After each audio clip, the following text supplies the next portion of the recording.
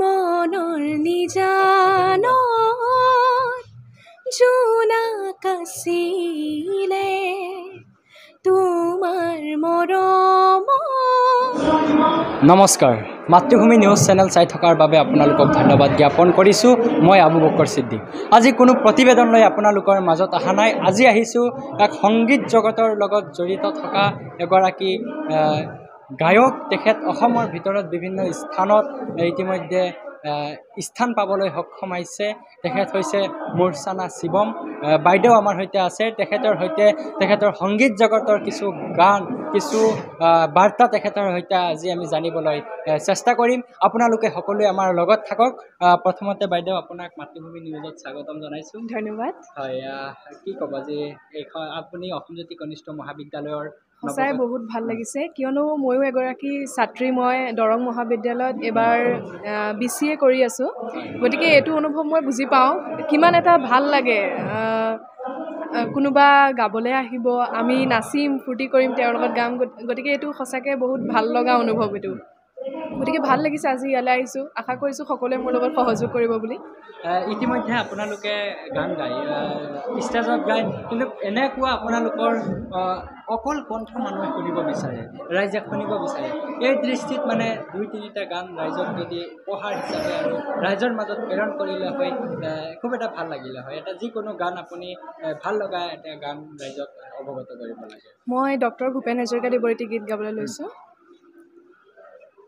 তুমি বিয়াৰ নিশাৰ শয়ন পাতি এপাহি ৰজনীগন্ধা,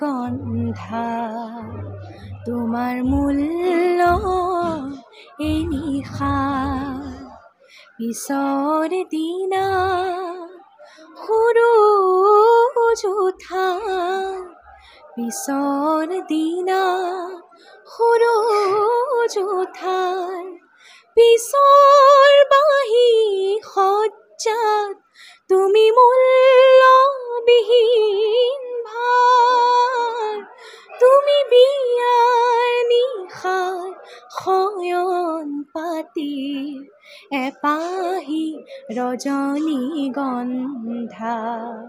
তোমাৰ মূল্য এই নিশা। ইতিমধ্যে দেখা পোৱা যায় জুবিন, অসমত জুবিন বুলি ক'লে জুবিন গাৰ্গক মানুহে সকলোৱে জনপ্ৰিয়তা কৰে। মানে জুবিন গান সংগীত জগতৰ এক বিশেষ অৱদান। মানুহে জুবিনক বহুত কৰে, কিন্তু আপুনি জুবিনৰ সুৰত এটা তেখেতৰ গান যদি ৰাইজক প্ৰেৰণ কৰিলে হয়, বহুত ভাল লাগিলে হয় জুবিনৰ সুৰত। হয়, আজি মই গাম বুলি ভাবিছোঁ বাৰু। প্ৰথমতেই হয়, জুবিন দাৰ গীত বুলি ক'লেতো আৰু প্ৰতিটো গীতেই ধুনীয়া। তাৰ মাজতে মোৰ এটি ভাল লগা গীত গাবলৈ লৈছোঁ। মনৰ নিজানত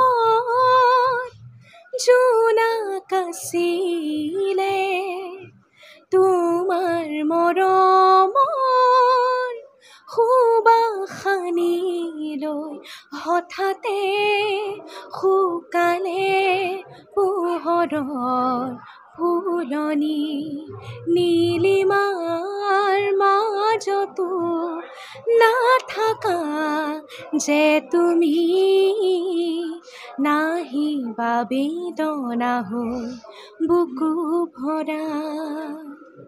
আপোনাৰ জীৱনৰ আপুনি সংগীত জগতত কিমান দিনৰ পৰা আছে আৰু কেনেকৈ মানে ইমান অসমৰ ভিতৰত এক জনপ্ৰিয়তা লাভ কৰিব পাৰিছে, কি ক'ব? আচলতে সংগীত মানে মই গাইছিলোঁ, সৰুৰ পৰাই গাইছিলোঁ, কিন্তু মই সেইমতে নাচিও গৈছিলোঁ। কিন্তু যেতিয়া লকডাউন হৈছিলে, মই ক্লাছ তেতিয়া 9ত আছিলোঁ। যেতিয়া লকডাউন হ'ল, তেতিয়া আমাৰ ঘৰত মানে প্ৰতিটো সন্ধিয়াতে আমাৰ গীতৰ চৰ্চা হৈছিলে। গতিকে তেতিয়াৰ পৰা মোৰ আজি ধৰক, আজি এইটো গান শিকিলোঁ, কাইলৈ হয়তো খগেন মহন্তৰ গীত এটি, পৰহিলৈ জয়ন্ত হাজৰিকাৰ গীত এটি, এনেকুৱা হৈছিলে। গতিকে তেনেকৈ মোৰ গীতৰ আৰম্ভণি হ'ল। আৰম্ভণি মানে সৰুৰ পৰাই গাইছিলোঁ, তেনেকৈ কম্পিটিশ্যনবোৰ কৰোঁ আৰু তাৰপিছত এতিয়া ফাংচনবোৰ কৰিবলৈ লৈছোঁ, তেনেকুৱাই আৰু। অসমৰ এক অন্যতম কণ্ঠ বাইদেউ আপোনালোকেও যদি ছাত্ৰ অথবা ছাত্ৰীয়ে বাইদেউক বিচাৰে আপোনালোকৰ মঞ্চত বা মেছেঞ্জাৰত আপোনালোকে কথা পাতিব বাইদেউৰ আপোনালোকৰ বিভিন্ন ধৰণৰ অনুষ্ঠানত বাইদেউক নিমন্ত্ৰণ জনাব এক জনপ্ৰিয় কণ্ঠশিল্পী আপোনালোকৰ মাজত বৰ্তমান মই বাৰ্তালাপ সংগীত ইতিমধ্যে আপোনালোকক অৱগত কৰিলোঁ ধন্যবাদো জনাইছোঁ বাইদেউক ইমানখিনি তেখেতৰ বহুমূলীয়া সময় আমাৰ মাজত দিবৰ বাবে আপোনালোককো সকলোকে ধন্যবাদ জনাইছোঁ আজি এই আমাৰ অনুষ্ঠান চাই থকাৰ বাবে ধন্যবাদ